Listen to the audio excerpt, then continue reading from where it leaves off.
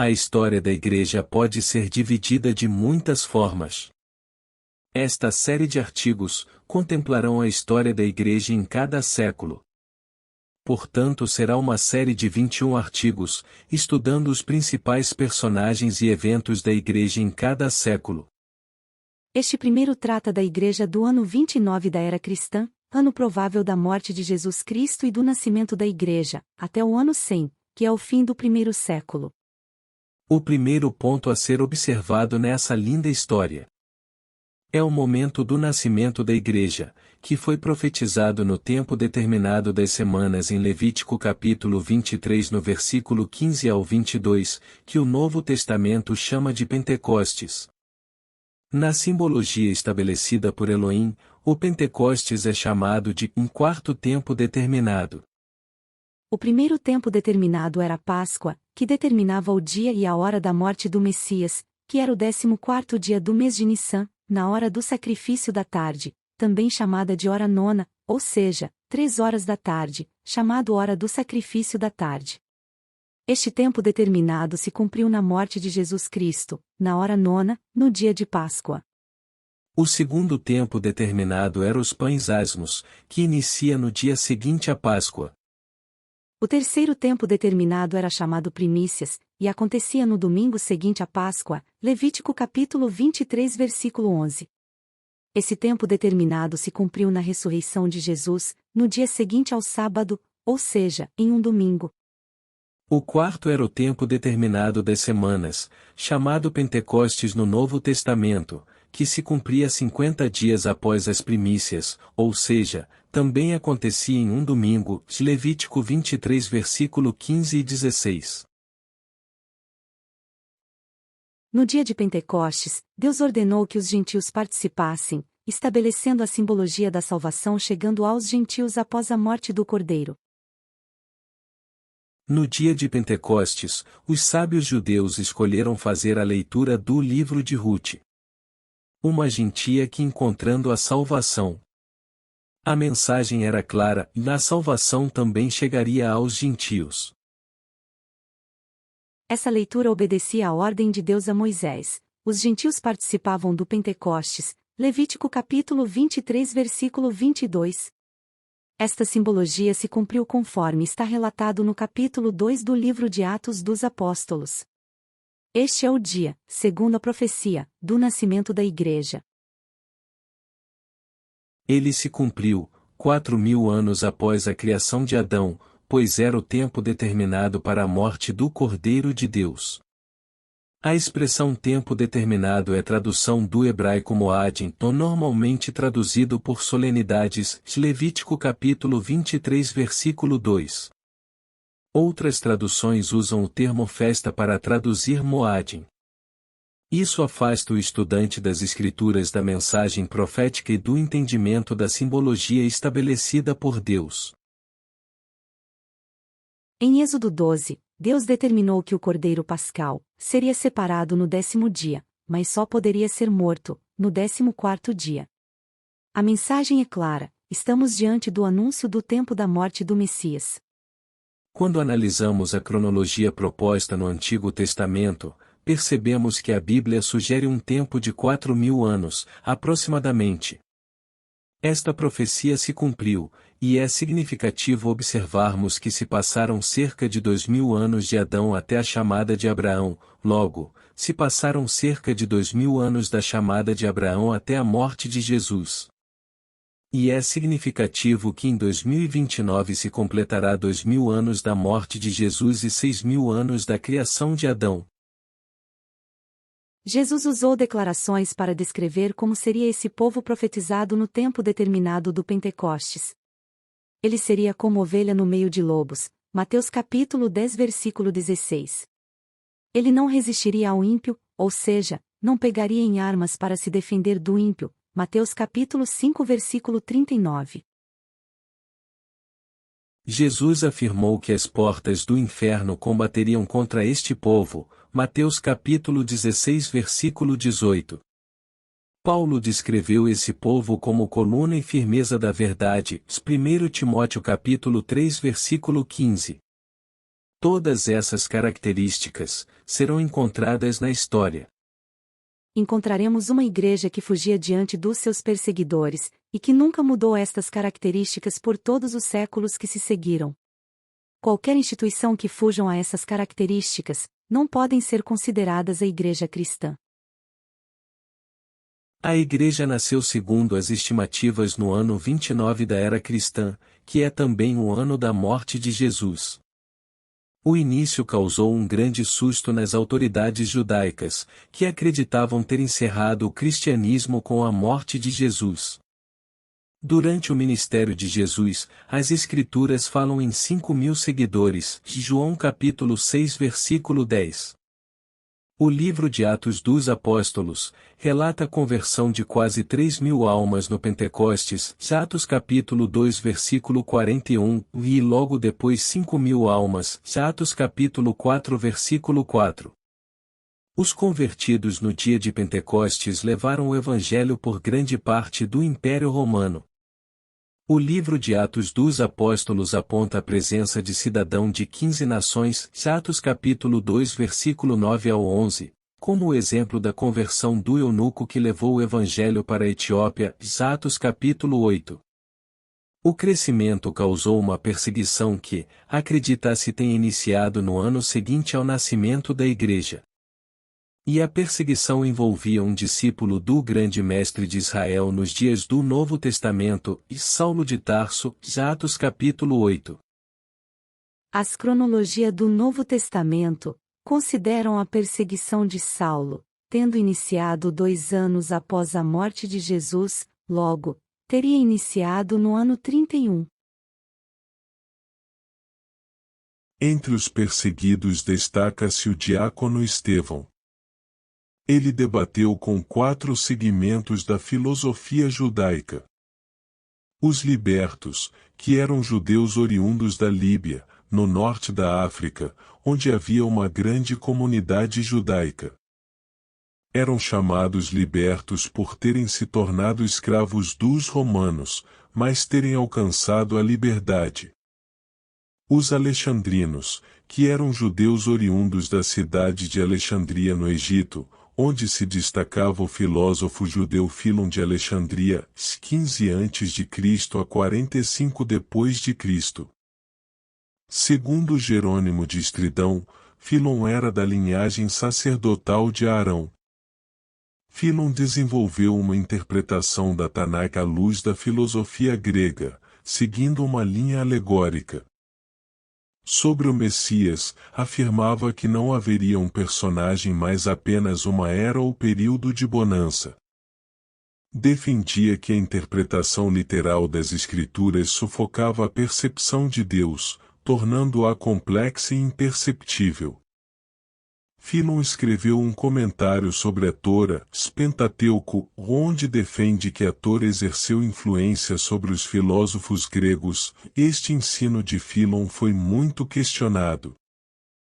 Os Cireneus, que eram judeus oriundos da cidade de Cirene, na África.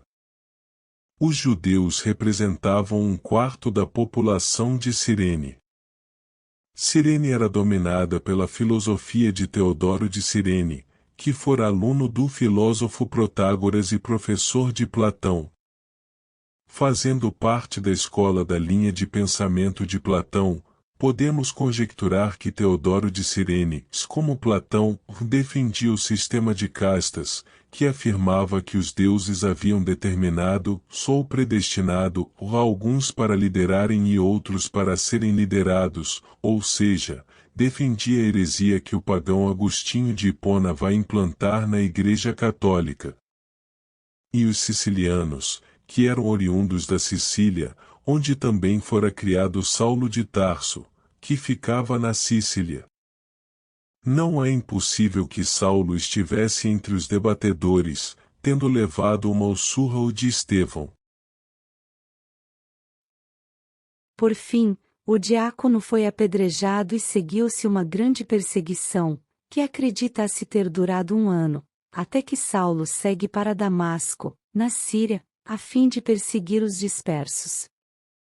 Neste caminho ocorre a sua conversão e imediata transformação em defensor do Evangelho. Sob risco de morte, Saulo fugiu para a região da Arábia, onde ficou por 3 anos. Gálatas capítulo 1, versículo 17 e 18. Neste período, Saulo, pelo profundo conhecimento das Escrituras e consequente autonomia didático-teológica, reorganizou todo o seu conhecimento, em especial sobre a chegada do Messias. O retorno de Paulo a Damasco e depois a partida para Jerusalém ocorreu próximo do ano 35 da era cristã, ou seja, cerca de 6 anos após a morte de Jesus e o nascimento da Igreja. Em Jerusalém, Saulo debateu com os judeus helenistas, livro de Atos dos Apóstolos, capítulo 9, versículos 28 e 29, que decidiram matá-lo, e assim fugiu para a região de Tarso, que distava cerca de 230 quilômetros de Jerusalém. Enquanto Saulo estava em Tarso, Pedro se destacou iniciando a pregação entre os gentios, inclusive com a conversão do primeiro gentil, Cornélio. Deus lhe deu uma revelação, onde mostrava os gentios simbolizados em animais imundos que foram purificados. No ano 36 da era cristã, ocorreram 2 eventos importantes. Roma tirou o sacerdócio de Caifás, e Pilatos foi tirado do governo da Judeia. Saulo permanece em Tarso por um tempo que não temos como calcular. Barnabé o buscou e o conduziu a Antioquia. Atos dos Apóstolos, capítulo 11, versículo 25, acredita-se, próximo do ano 42 da era cristã. No ano 43, Tiago, irmão de João, Atos capítulo 12, versículo 2, foi morto por Herodes Agripa I. Este ordenou a prisão de Pedro, mas um anjo livrou o apóstolo. No ano 44, que é o primeiro evento do livro de Atos dos Apóstolos que conseguimos datar, segundo a cronologia romana, Herodes Agripa I, morreu comido de bicho, Atos dos Apóstolos, capítulo 12, versículo 23. No ano 45, foi escrito o primeiro livro do Novo Testamento. Epístola de Tiago. Próximo do ano 45, a Igreja de Antioquia havia se tornado um centro de estudo das profecias. Na igreja que estava em Antioquia havia alguns profetas e doutores, a saber, Barnabé, e Simeão, chamado Níger, e Lúcio, Cireneu, e Manaém, que fora criado com Herodes, o tetrarca, e Saulo. Atos dos Apóstolos capítulo 13 versículo 1. Nesta igreja, nasce a obra missionária através de Paulo e Barnabé. Essa primeira viagem missionária ocorre entre os anos 46 e 47, ou seja, 17 anos após a morte de Jesus, e cerca de 14 anos após a conversão de Saulo. A viagem inicia com uma caminhada de 40 quilômetros de Antioquia a Seleucia, onde eles pegam um barco para a ilha de Chipre. Atravessam 120 quilômetros nessa ilha até o porto de Pafos, onde confrontaram um falso profeta judeu chamado Bar-Jesus, que sofreu um juízo ficando cego. Depois seguiram de barco até Perge e caminharam 240 quilômetros, até Antioquia da Pisídia, onde Saulo fez um grande discurso na sinagoga, Atos capítulo 13, versículo 16 a 41, causando grande conversão e inveja por parte dos judeus, resultando na palavra de Paulo aos judeus, que disse: Era mister que a vós se vos pregasse primeiro a palavra de Deus. Mas, visto que a rejeitais, e não vos julgais dignos da vida eterna, eis que nos voltamos para os gentios. Atos dos Apóstolos, capítulo 13, versículo 46. Paulo e Barnabé foram expulsos, e seguiram cerca de 100 quilômetros para as cidades de Icônio, Listra, Derbe, e depois retornaram. Só nessa região da Ásia Menor, caminharam cerca de 700 quilômetros. Ao retornarem, ocorreu o Concílio de Jerusalém, onde ficou decidido que os gentios não precisavam guardar os ritos judaicos. Atos capítulo 15. No ano 48, Paulo fez a segunda viagem missionária, Atos capítulo 15, versículo 36, até capítulo 18, versículo 23, acompanhado de Silas e Lucas. Durante esta viagem, Paulo visitou a região que havia evangelizado na primeira viagem missionária.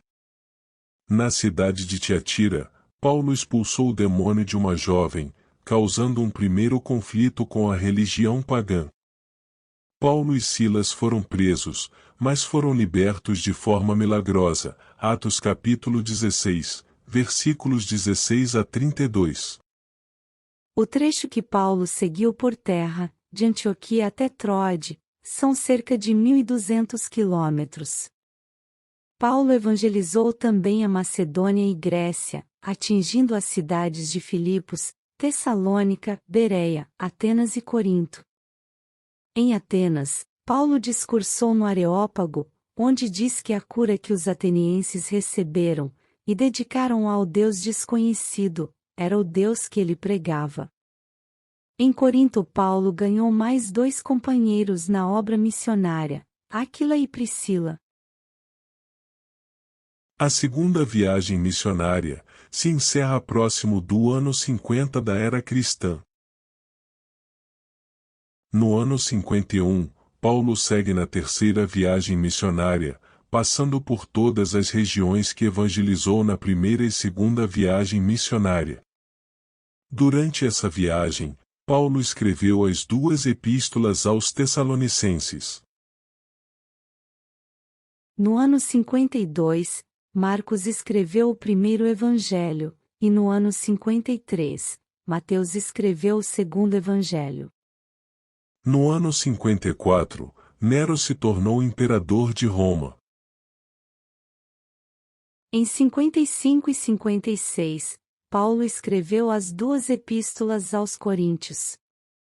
No ano 57, Paulo escreveu a carta aos Romanos, celebrou a Páscoa e os pães asmos em Filipos, Atos dos Apóstolos, capítulo 20 versículo 6, e retornando a Jerusalém, foi preso. Em 57 da era cristã, temos o relato do historiador romano Caio Cornélio Tácito, onde descreve o julgamento de uma cristã chamada Pomponia Grecina, durante o governo de Nero. Ele diz: Pomponia Grecina, dama da alta sociedade e esposa de Aulo Plaucio, que fez jus, como já mencionado, à vocação com sua campanha contra a Grã-Bretanha, foi acusada de aderir a uma superstição importada, o próprio marido a entregou. Conjeturou-se que esta superstição importada ou não era outra senão o cristianismo.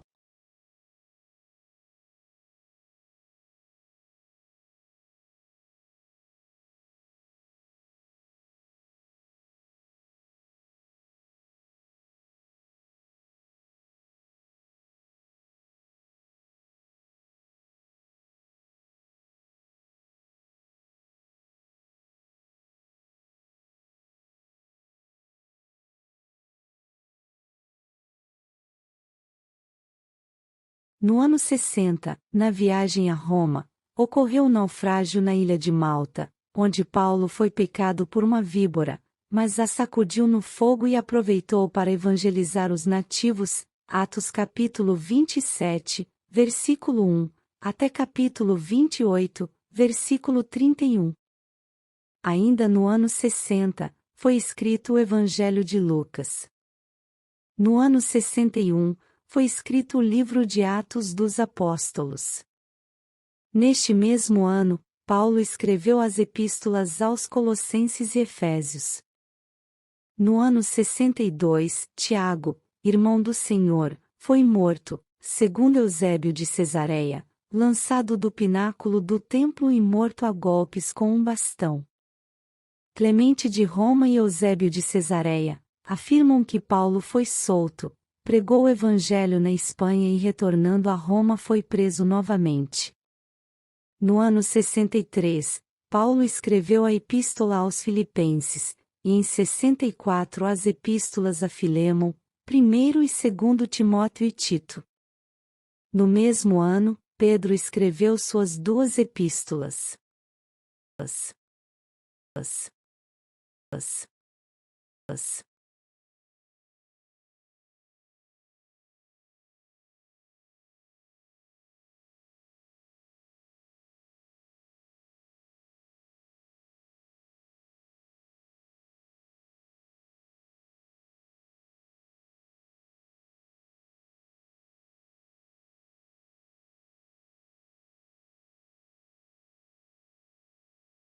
A primeira viagem de Paulo ocorre no ano 46, ou seja, 17 anos após a morte de Jesus e sofreram um grande impacto, quando Nero iniciou uma perseguição que culminou na morte de Paulo e de Pedro no ano 64 da era cristã. Paulo havia levado o evangelho por quase todo o mundo romano, podendo ter chegado à Espanha. Após a morte de Nero, a perseguição reduziu e a igreja teve grande crescimento. Neste período se destaca os cristãos de Jerusalém, que foram avisados por um profeta sobre a destruição da cidade, e assim escaparam antes, conforme retratado pelo historiador Eusébio de Cesareia. Essa destruição ocorreu no ano 70, ou seja, 41 anos após a morte de Jesus e nascimento da igreja. Depois seguiram-se 19 anos de crescimento, até que o imperador Dominiciano deu início a uma perseguição diferente. Na perseguição de Nero, os cristãos eram acusados de tocar fogo em Roma. Na perseguição de Domiciano, os cristãos eram acusados de serem os responsáveis pelos males que sobrevinham sobre o império. Os sacerdotes da religião romana afirmavam serem os cristãos os responsáveis pelos deuses enviarem doenças, calamidades e até derrota nas guerras. Domiciano exigia que os cristãos reconhecessem a existência dos deuses romanos e participassem de sacrifício a essas divindades. Muitos cristãos morreram, mas infelizmente, muitos aceitaram participar dos sacrifícios e até comerem das coisas sacrificadas. O primeiro século, assim termina, com uma divisão na igreja. Uma parte da igreja, que havia fugido para as montanhas e catacumbas, que eram cemitérios, manteve a sua fé intacta. Outra parte, principalmente na cidade Roma, centro das perseguições, sobreviveu mediante participação de culto pagão. Essa divisão, acredite, se estende até os dias atuais. Na sequência de artigos, estudaremos igrejas que mantiveram a sã doutrina, que são herdeiras desses cristãos que fugiram durante a perseguição. E um segundo grupo que são herdeiros das igrejas que, em meio à perseguição, aceitaram participar de culto pagão. No próximo artigo, prosseguiremos no estudo do segundo século da era cristã.